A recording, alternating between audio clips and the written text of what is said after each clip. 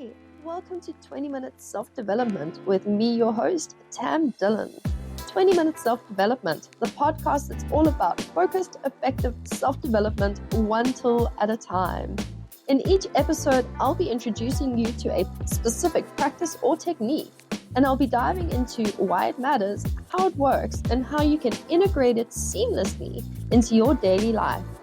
In just 20 minutes, we'll get to the heart of personal growth and insights that make meaningful change feel both accessible and achievable. Let's get into today's episode. Hey, and welcome to this week's episode of 20 Minutes Self-Development. So today we're chatting about perception, and specifically how the mind filters reality and shapes our experiences.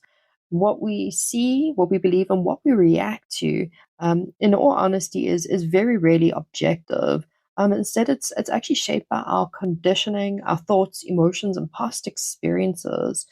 And by understanding this, we can really begin to shift how we engage with the world, and gain more clarity in things like our decision making, our relationships, and of course, our personal growth. So, how the heck does perception work? Well, our minds are not passive observers of reality.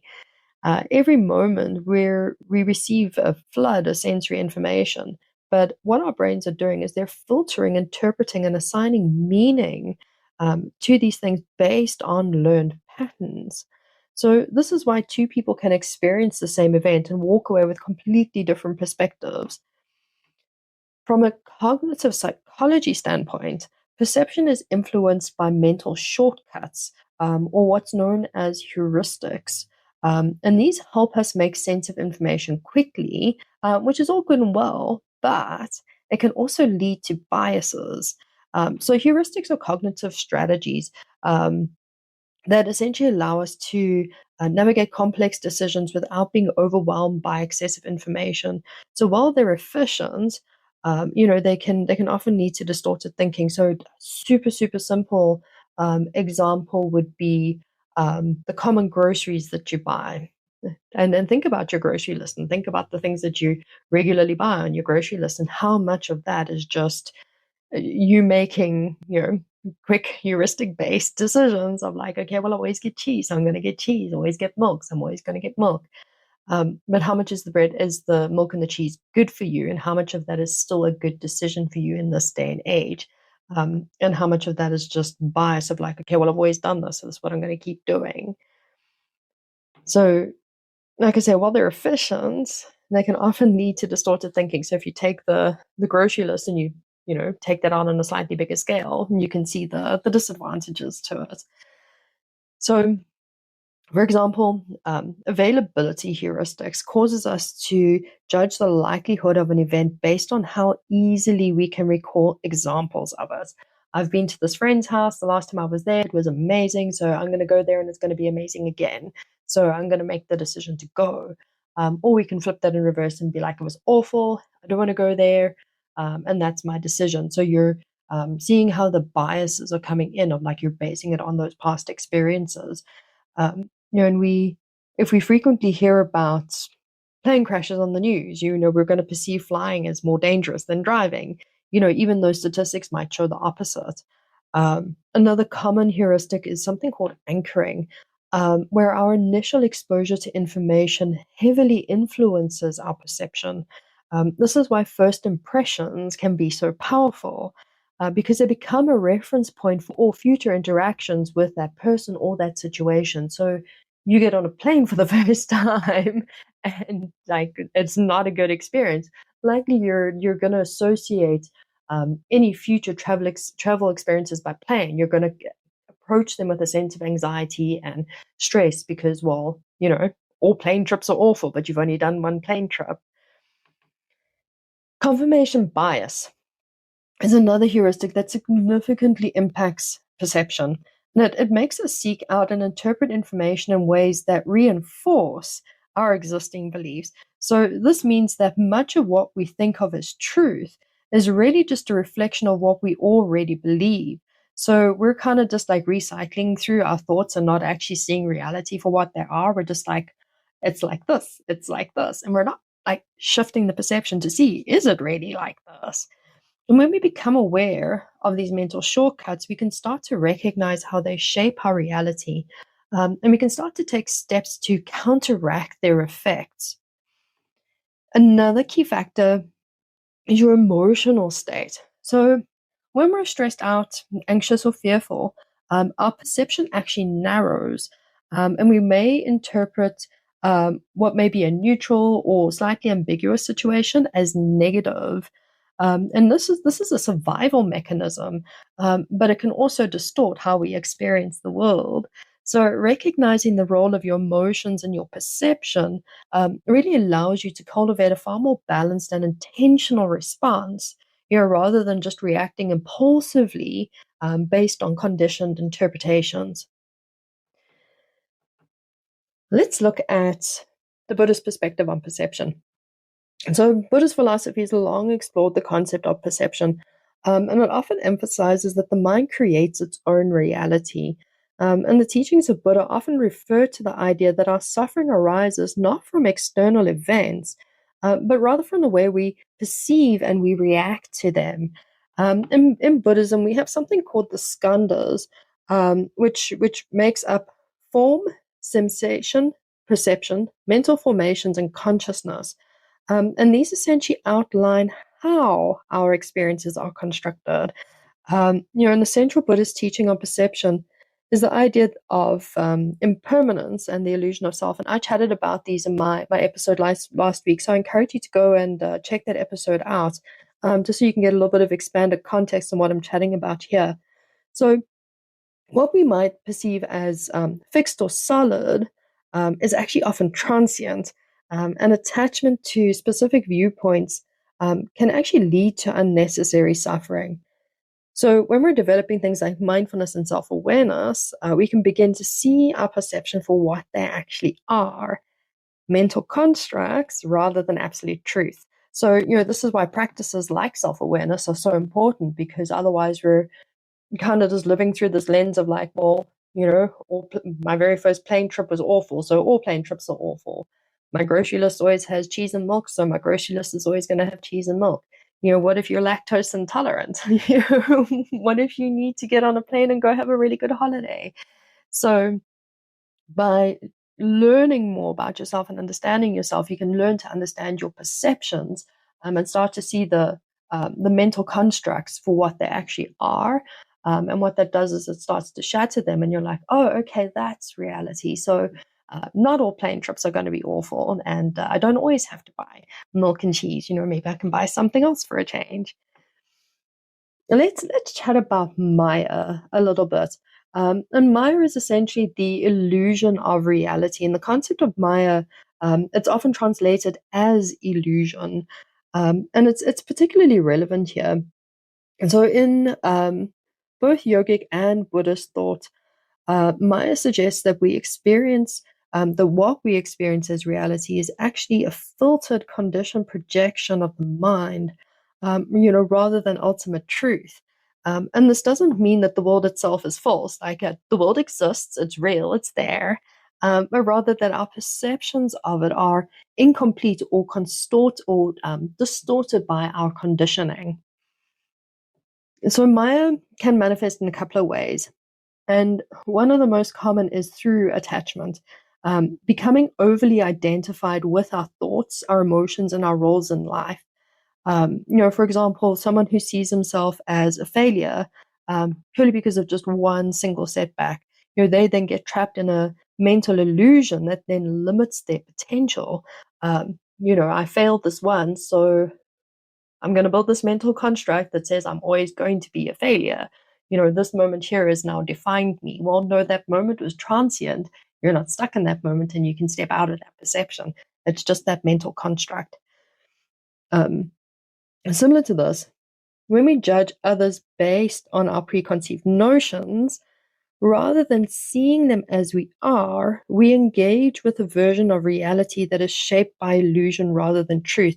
And here I'm hitting into quite a very like intense topic. This is where things like racism, sexism, all these biases that exist in the world today, this is where they come from, because of that perception of, oh, this person looks like this, so they've got to be like that.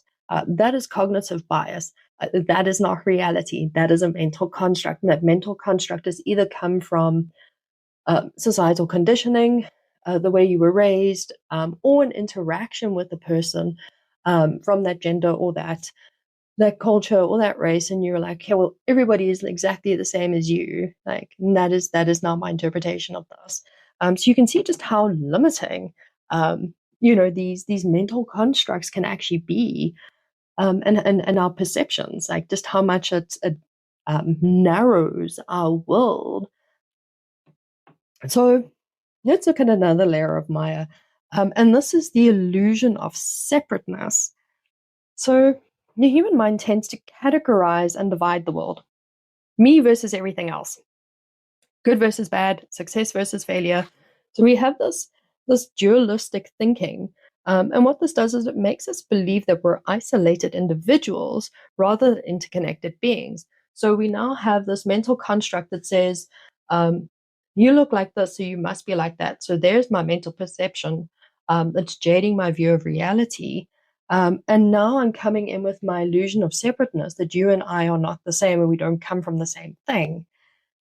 And Buddhist and yoga's teachings both suggest that overcoming this illusion actually leads to a deeper sense of unity and peace. And by golly, it sure as heck does, because you're removing all of those ridiculous mental constructs that are like, well, the world is like this. Well, no, it's not.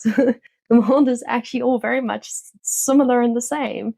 And the only thing that drives the differences is our unique parts of us, like our authenticity is our uniqueness. Our uniqueness shouldn't be looked at as a surface thing, because really you're just adding to the mental constructs if you're doing that. So recognizing that perception is subjective. This allows us to move beyond rigid classifications and engage with the world far more openly. So in all honesty, the world is very separated because, well, we're all living through our perceptions of what we think everyone else around us is like. So for the love of happiness, let's start working on our mental constructs and breaking them, and let's start looking at the world with just a little bit more truth on what's actually going on. Because from personal experience, engaging with the world more openly and more acceptingly definitely leads to a far more healthier and happier outlook on life. So Maya also extends to the way we attach meaning to external circumstances. So we often believe that happiness or fulfillment comes from external achievements. So things like status and wealth and relationships, when in reality, these are temporary conditions. And by seeing through this illusion, we can shift our focus instead towards cultivating inner awareness and self-mastery, rather than just chasing fleeting validations. So again, Maya creates this sense of like, everything is outside of me. My happiness is outside of me. Everything I need is outside of me. No, reel it back in. Come on, it's all on the inside. Live from the inside out. So we can really see how Maya illusion just causes havoc, unnecessary chaos. And so that's why, again, doing that work of self-awareness and getting to know the self and understanding these mental constructs for what they are, just mental constructs and not cold, hard reality. It can really start to make not just your life better, but you can actually see how that would have a more of a worldwide based effect by you're viewing the world more differently, you're viewing the world more openly, and you're viewing the world from a place of common sense and honesty. So how the heck do we break free from Maya, from this world of illusion? So overcoming Maya doesn't mean rejecting the physical world. Rather it's seeing the world with greater clarity. And these are some really great ways to do this. Practice self-inquiry. Like I said a couple of seconds ago, build that self-awareness. because regular self-reflection helps you examine the stories you tell yourself, and it allows you to question the validity of those stories. So when you have that awareness and you're like, oh, what's that story all about? Like, what am I telling myself there? And then you can question, like, how much truth is there to that story? And you can also ask, what assumptions am I making? Person over there looks like that, so they've got to be like this. Whoop, whoop, pause, assumption. And as they say, assumption makes an ass out of you and me. So, let's not make assumptions. Observing the ego in action. Now, this is a really great way to kind of break that bond of Maya and illusion. Because the ego thrives on comparison, it thrives on judgment, and it thrives on attachment.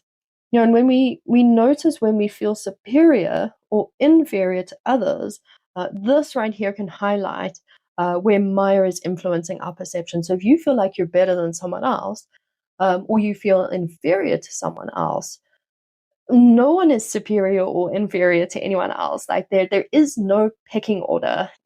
That in normal human nature, there is no pecking order. We are all essentially the same because we're not defined by external circumstances. So we're not defined by our economic status, the country we live in, the color of our skin, the gender that we are, the sexual preference that we choose. We're not defined by these things. And instead, building up those mental constructs just creates more of that separation. So when you notice that, oh, I feel like I'm less than because I look like this, or because I own that, or I live here, Maya is at play, because you are no different to anyone else. You are all the same. And I don't mean like we're all robots and we're the same.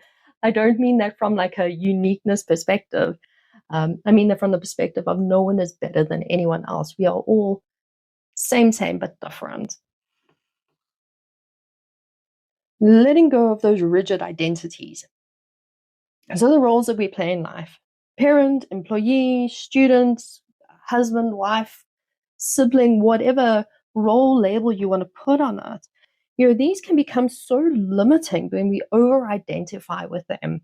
And when we instead recognize that these things are fluid rather than fixed, it helps us navigate that change with way more ease. Cultivate some equanimity for yourself. I'm a huge advocate of equanimity and finding balance. Like, find that middle way. Go back and listen to my episode on the middle way. It's a really great episode, super helpful.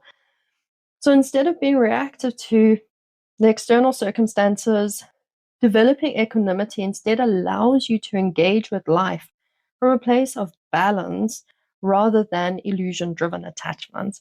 So coming into difficult situations or ones where you feel inferior, you feel superior, find a sense of equanimity in the situation, find that sense of balance, and bringing yourself back to balance, being grounded, is probably going to help you shift those mental constructs a lot faster, and get you to see like what is reality.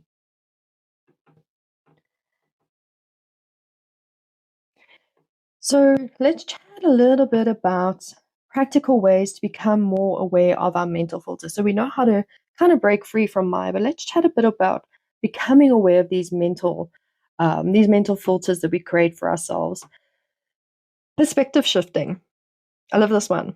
Challenge yourself to view a situation from multiple angles. If you find yourself reacting strongly to something, maybe something very specific and it's repetitive, consider how someone else with a different background or experience or a different culture might interpret the same event. Let's stretch that brain out a little bit, like step outside yourself and like really pretend to be someone else and view the situation again and think like, hey, how would this person handle this situation? Like, what would they make of this? Seeking contradictory information. Yes. Actively expose yourself to perspectives that challenge your current beliefs, because your current beliefs are likely based in mental constructs, and you're limiting yourself. So expose yourself to other belief systems and other ways of thinking and other perspectives, because this can really help counteract those cognitive biases, and help you expand your understanding of the world and and the people within that world, the people around you. And notice their role of emotions. I've mentioned this earlier. And become aware of how your mood influences your perception. When you're feeling overwhelmed, take that moment to pause and acknowledge how are your emotions currently distorting the experience that you're having. And as I mentioned a moment ago, practice grounding techniques, because that can help to stabilize your perception and prevent that reactive thinking. And embrace cognitive flexibility. What the heck is cognitive flexibility? I'm sure you're asking me that. So cognitive flexibility is the ability to hold multiple perspectives at once. And I'm sure you're like, well, Tam, my brain's going to be real full. I'm not asking you to hold 20 different perspectives at the same time, but heck, start with 2, start with 3, start small, start simple. You don't have to hold a whole lot of different perspectives at once, but hold multiple perspectives. And even if they seem contradictory, they can lead to such a far more nuanced understanding of reality. There may be one where you're like, wow, I already never thought of it from that perspective. Like, hey, let's explore that a little bit more. When confronted with a strong belief, ask, what if the opposite were true? Because this allows for far greater openness and way more adaptability in how you can engage with the world around you. Perception shapes reality, but it's not reality itself. This is really important to remember. And the more that we cultivate awareness of our mental filters, the more we can navigate life with way more clarity and far more intention, because intention and clarity are everything. The concept of Maya reminds you that much of what you're taking for granted as reality is, in fact, illusion shaped by the mind. But by questioning your assumptions and embracing that more flexible mindset, you're creating space for growth, you're creating space for understanding, and you're definitely cultivating far deeper connections with the world around you. Like, hey, that actually sounds pretty good. Like, why not? Thank you for tuning into this week's episode of 20 Minutes Self-Development. If today's episode resonated with you, consider sharing it with someone who might find it useful. And as always, don't forget to subscribe for more insights, and I'll see you next week. Thanks for joining me for this week's episode of 20 Minute Self-Development. If today's insights were helpful, be sure to subscribe so you don't miss next week's episode, where I'll share another practical tool or technique for your personal growth journey. If you're looking for more personalized support, my self-development coaching offers a space to explore these tools at a deeper level and tailors them to your unique needs. You can also visit the Tam Dillon Academy for all my courses and upcoming programs to also help you along your self-development journey. Until next time, keep showing up for yourself, and remember, growth happens one small intentional step at a time.